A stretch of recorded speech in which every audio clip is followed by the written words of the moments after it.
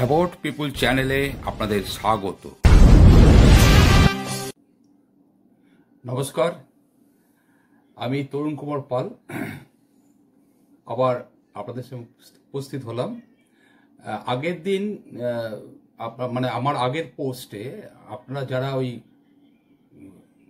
বিভিন্ন মন্তব্য করেছিলেন যে গর্বের 34 আবার আসুক ফিরে, এই শিরোনামে আমি যেটা পোস্ট করেছিলাম, যেখানে আমি বলেছিলাম যে নবযৌবনের হাত ধরে বাংলায় একটা পরিবর্তন আবার আসুক।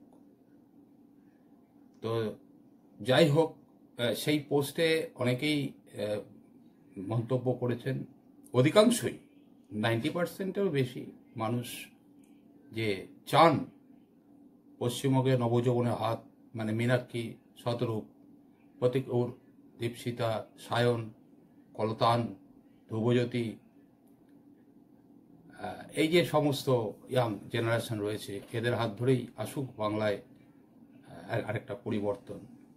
এটা যে অনেকেই চান তা আমি দেখেছি। 95% মানুষ তাতে বিভিন্ন মন্তব্য করে তাদের মত প্রকাশ করেছেন এবং নানা রকম আরও তারা কেউ দাবি করেছেন যে 34 বছরের সরকারটার যে বিভিন্ন পর্ব এতদিন ধরে তারা থাকলো, এই সরকারটা, সেই সরকারটার কাজকর্ম কীরকম ছিল সেগুলো বিভিন্নভাবে পার্থক্য করে বোঝাতে মানুষের কাছে বলছেন, অনুরোধ করছেন বা আবেদন রাখছেন। যাই হোক, আমি বলছি তো এখন আমি তো সেটা ওই পোস্টে লিখেওছি যে আমি এটা পর্ব করে আমি এই প্রকাশিত করব। তবে তার আগে আজকে একটা বিশেষ বিষয় এই পোস্টটা করছি, সেটা হচ্ছে এরকম। দেখুন, আমরা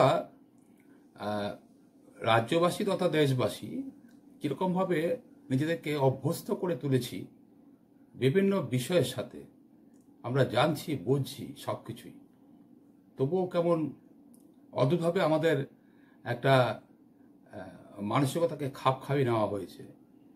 এই জিনিসটা ভালো কি খারাপ সে তো আমরা সবাই বুঝতে পারছি।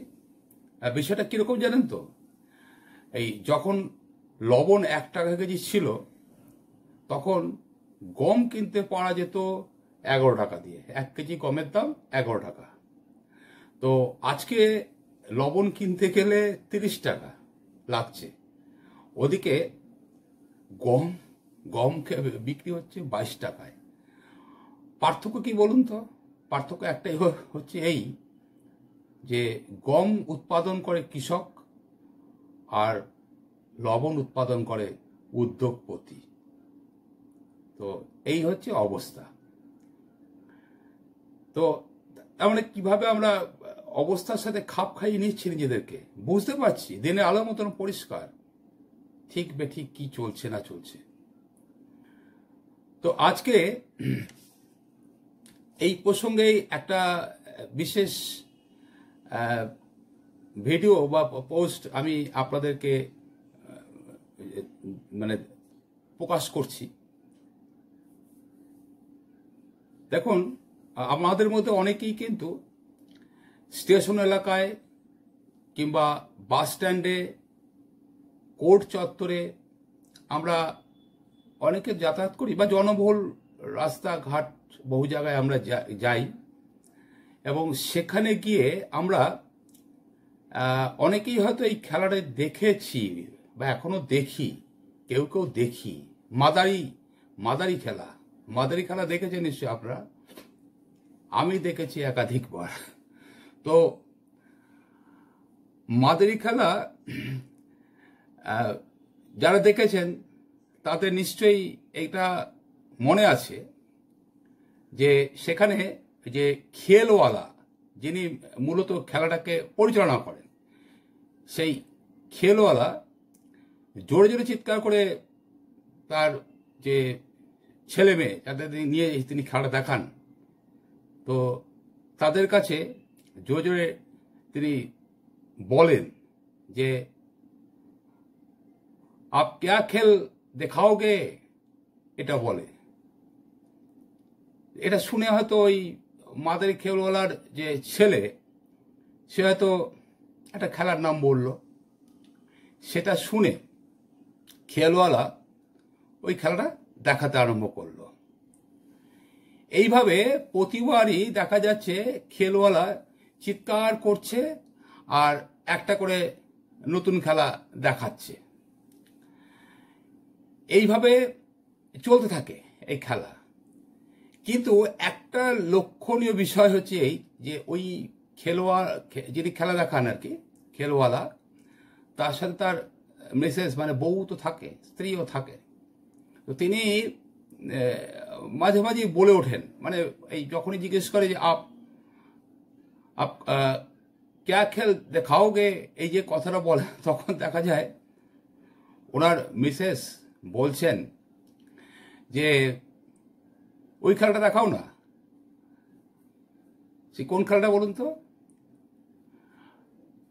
উনি বলেন যে ওই যে নেউলে আর সাপের যে খেলাটা, বলে যে ওই খেলাটা দেখাইয়ে না, ও খেলা দেখাইয়ে। তো এই তার অনুরোধটাকে মান্যতা দিচ্ছে, কিন্তু খেলাটা দেখাচ্ছে না। সেসবটি খেলোয়াড়া কি খেলা দেখাচ্ছেন বলুন তো?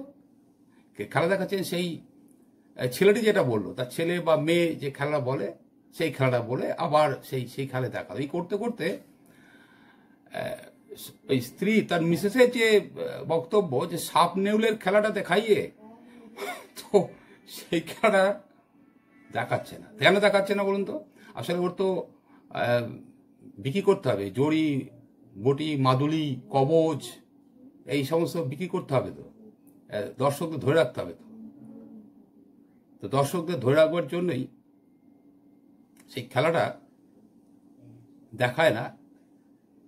আর ওই যে সাপ আর নেউলের খেলাটা কি যেন একটা বিশেষ ব্যাপার আছে, এই বারবার ওই যে অ্যাভয়েড করে যাচ্ছে।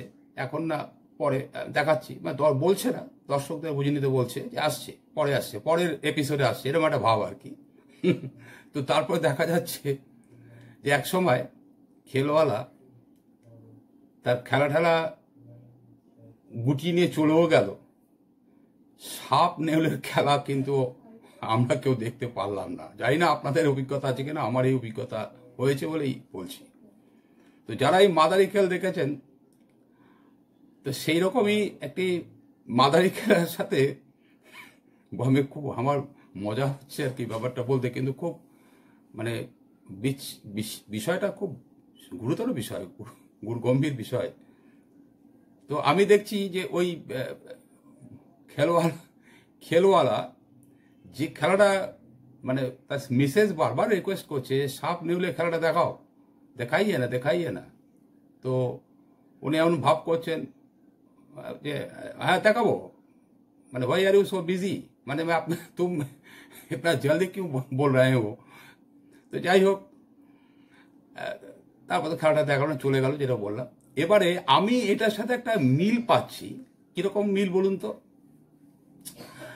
আমি মিল পাচ্ছি এরকম, এই যে ইডি সিবিআই খেলা দেখাতে আসে আমাদের এখানে, ঠিক এরকমই খেলা দেখাতে আসে বেঙ্গলে, মানে ওয়েস্ট বেঙ্গলে আমি দেখছি। তো এসেই পাবলিক, বেঙ্গলের মানুষ তাদের উদ্দেশ্যে চিৎকার করে বলে আপ ক্যা খেল দেখোগে। এবার আমরা যারা পাবলিক, আমরা তো বলি প্রথম থেকে শুরু করলে তো ভালো হয়। তো আমরা বলি চিটফান্ড চোরি, এ খেলা দেখাও। এই কথা শুনে ইডি সিবিআই কিছুকাল ওই সারদা, রোজ ভ্যালি, এমপিএস, হ্যাঁ এইসব আইকোর, এইসব খেলা দেখিয়ে দেয়, দেখিয়ে দিয়ে, এবং দেখিয়ে দেওয়ার সাথে তখন কি হয়, কুণাল ঘোষ, হ্যাঁ সুদীপ, মদন, এদেরও জেল যাত্রা দেখায়, আমরাও দেখি, ভালোই লাগে। কিন্তু পিসি ভাইপোকে দেখায় না। এরপর আবার ইডি সিবিআই আসে, আবার এসে বলে আপ ক্যা খেল দেখোগে। আবার আমরা এবার ইডি কি দেখাচ্ছে, ইডি সিবিআই এবার কি করলো, ওই আপ ক্যা খেল দেখাওগে জিজ্ঞেস করলে আমরা দর্শকরা যারা, আমরা তখন বললাম এবার নারদ স্ট্রিং অপারেশনটা হয়ে যাক, দেখাইয়ে নারদ স্ট্রিং অপারেশন দেখাইয়ে।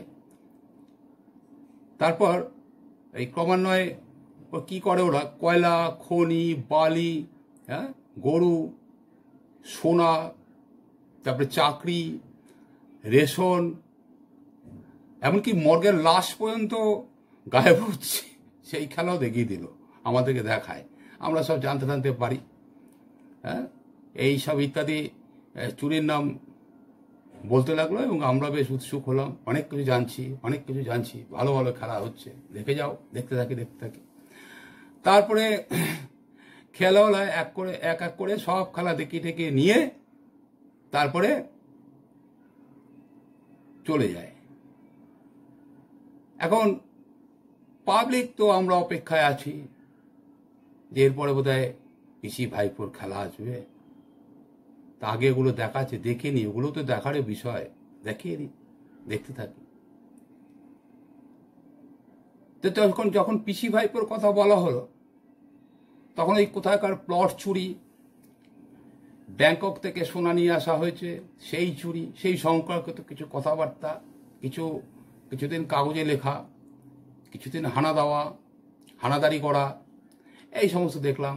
আমরা কিন্তু মেতে আছি, এবার আসছে, এইবার হাত পড়ছে, মাথায় টান পড়ছে, মাথা ধরবে, কানের কাছে হাত চলে গেছে, আমরা এই খেলাটা দেখতে পাবো, খুব অধীর আগ্রহ নিয়ে দেখে যাচ্ছি। কিন্তু দেখা গেল ওইখানেও এসে ওই রকমই, ওই খেলওয়ালা, যে মাদারি খেলওয়ালা যেরকম করেছিল, সিবিআই ইডি এসে এরকমই একটা খেলা দেখালো, আমরা দেখে গেলাম।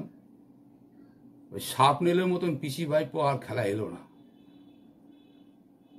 তাই এই যে ব্যাপারটা, অর্থাৎ মাদারি খেলওয়ালা যেভাবে সাপ নেলের খেলা দেখায় না, তেমনি ইডি সিবিআইও পিসি ভাইপোর জেলখানা যাওয়ার যে খেলাটা, সেটা কিন্তু আমাদের দেখায় না। তো খেলা ততটাই দেখায়, সিবিআইডি ততটাই খেলা দেখায়, যে খেলা দেখালে ওই আমাদের যে ওই সাদাদারির যে মানুষটি,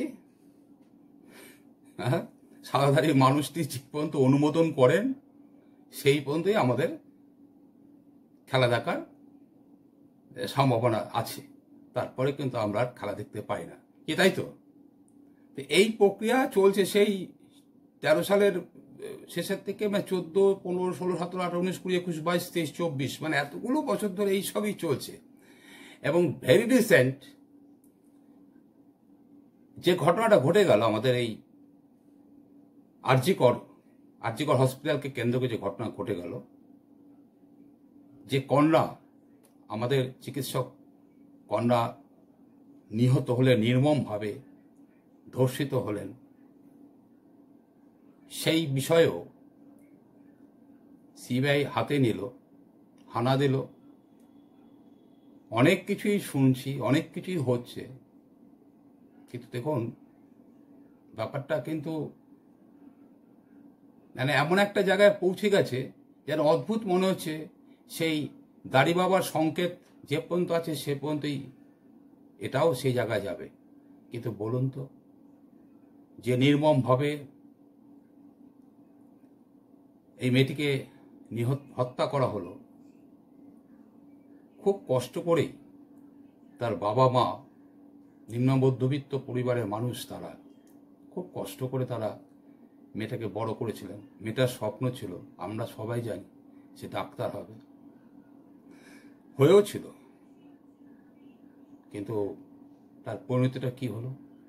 জাস্ট দুর্নীতির বিরুদ্ধে অভিযোগ করবার জন্য তাকে মৃত্যুবরণ করতে হলো। এ তো আমরা সবাই জানি, বিশ্ববাসী জানি, রাজ্য দেশ ছাড়িয়ে বিশ্ববাসী জানি। বিশ্বের মানুষেরও যেখানে যেখানে ভারতীয়, বিশেষত বাঙালিরা রয়েছেন বিদেশে, তাদের মাথা হেঁট হয়ে গেছে বলে তারাও কিন্তু প্রতিবাদে পথে নেমেছিলেন। আমি এই ঘটনায় ঠিক প্রথম দিন 9 অগাস্ট সেদিন প্রথম এই ঘটনাটার ব্যাপারে প্রতিবাদ করতে সর্বাগ্রে এগিয়ে আসতে দেখেছিলাম ডিওএফআই, এসএফআই, এদের নেতৃস্থানীয় এবং অন্যান্য কর্মী সমর্থকদের। ডিওএফআই পশ্চিমবঙ্গ রাজ্য সম্পাদিকা মীনাক্ষী মুখার্জি, কলতান দাশগুপ্ত ছিলেন সেখানে, ধ্রুবজ্যোতি ছিলেন। এরা প্রথম সারির ডিওএফআই নেতৃত্ব, আর উনি তো রাজ্য সম্পাদিকা মীনাক্ষী মুখার্জি। ফলত এরা ওই গাড়িটা যখন বের করে নিয়ে যাচ্ছে, আমরা সবাই জানি ওই নিহত কন্যার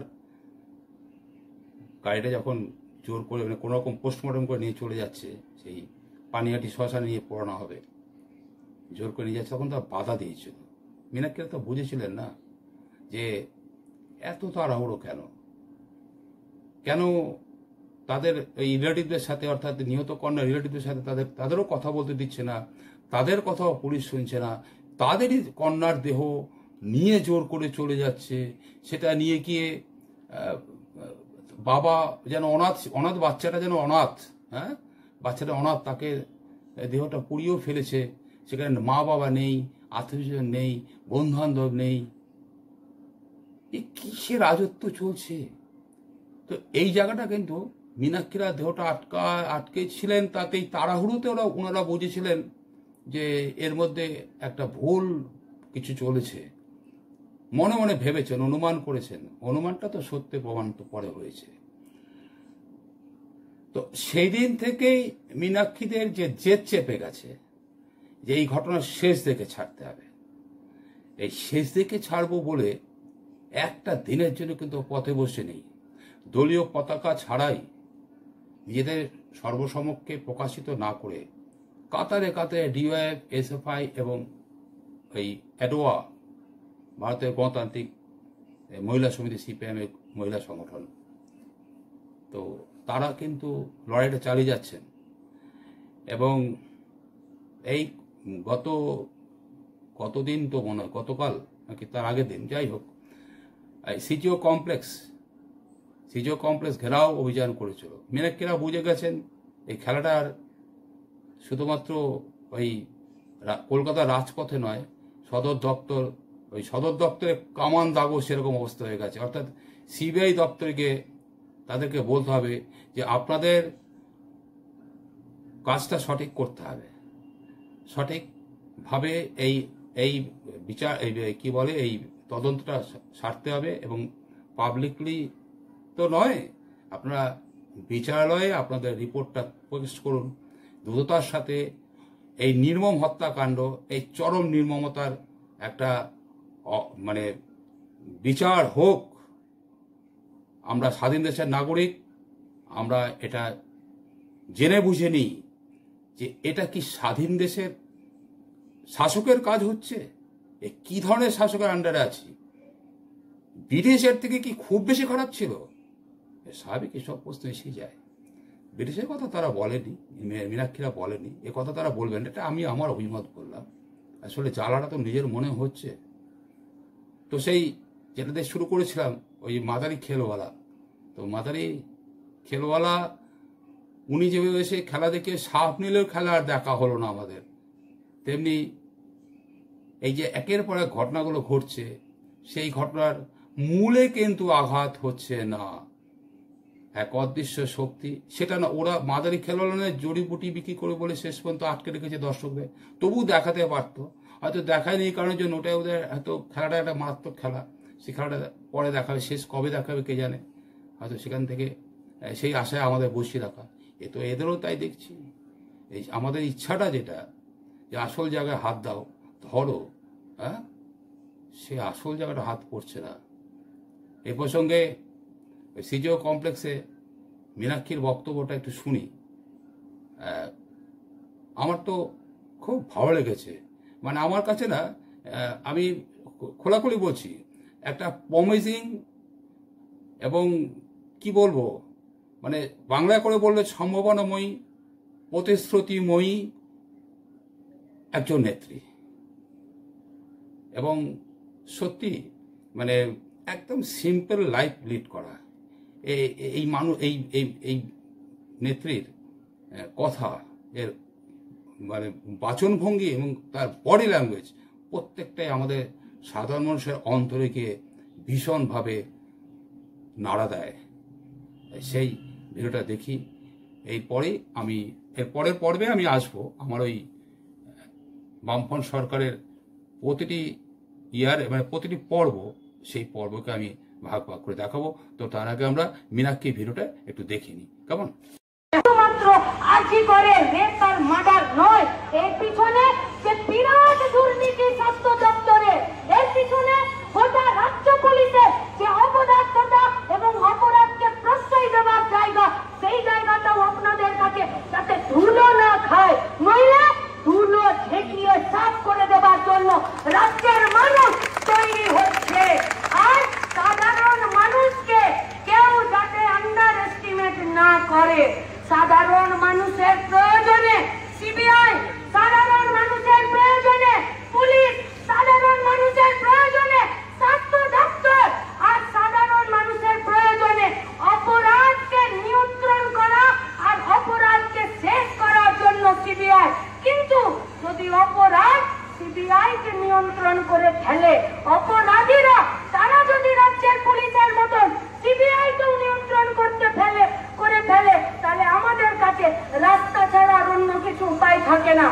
আমরা আমাদের একজন আইনজীবী বলেছেন শুরুতেই, সংযুক্তা সেন, আমাদের পার্টির সম্পাদক, politburo member comrade Mohammad Salim এবং ডক্টর রামচন্দ্র ধর, পার্টির পলিট ব্যুরো সদস্য, এবং আমরা মিলে গিয়েছি, কথা বলেছি।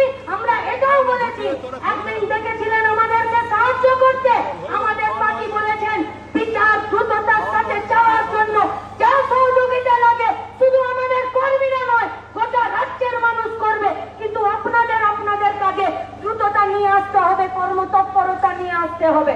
তাই সাহায্যের জন্য গোটা রাজ্য তৈরি আছে। আর আপনারা যা চার্জশিট দিচ্ছেন, সেই চার্জশিটে যদি অপরাধীদেরকে ফাঁস তাহলে পালিয়ে যাওয়ার রাস্তা আবার তৈরি হয়, তাহলে ফাঁস কি করে বন্ধ করে দিতে হয় সেটাও লাল ঝান্ডা জানে। আর তার জন্য গোটা রাজ্যের মাটিতে প্রস্তুতিতে সামিল থাকার আহ্বান জানিয়ে আমি ভেতরে যা আমাদের কথা হয়েছে সেই কথার নির্যাস আপনাদের কাছে রাখছি। শুধু এইটুকু বলে যে রাস্তায় থেকে বিচার আদায় করতে হবে। ওরা আমাদের মেয়েকে মেরেছে, ওরা আমাদের মেয়েদেরকে প্রতিদিন অপমান করছে, ওরা আমাদের মেয়েদেরকে প্রতিদিন খুন করছে। এরাও বাংলারই মেয়ে, তাই বাংলার মেয়েদের নিরাপত্তা আর সুরক্ষার জন্য এই পশ্চিমবঙ্গের একটা রাস্তাও বাকি থাকবে না গোটা রাজ্যের সাধারণ মানুষের দখল থেকে। আসুন রাস্তাতেই আমরা রাস্তার হিসাব বুঝে নিই, আর হিসাব বোঝার লড়াইয়ে সবাইকে এই আন্দোলনে সামিল হওয়ার আহ্বান জানিয়ে আমার কথা শেষ করছি। ইনকলাব জিন্দাবাদ। যদি পোস্টটি ভালো লাগে লাইক, কমেন্টস এবং শেয়ার করবেন, আর আমাকে উৎসাহিত করবেন সাবস্ক্রাইব করে। সবাই ভালো থাকবেন, ধন্যবাদ।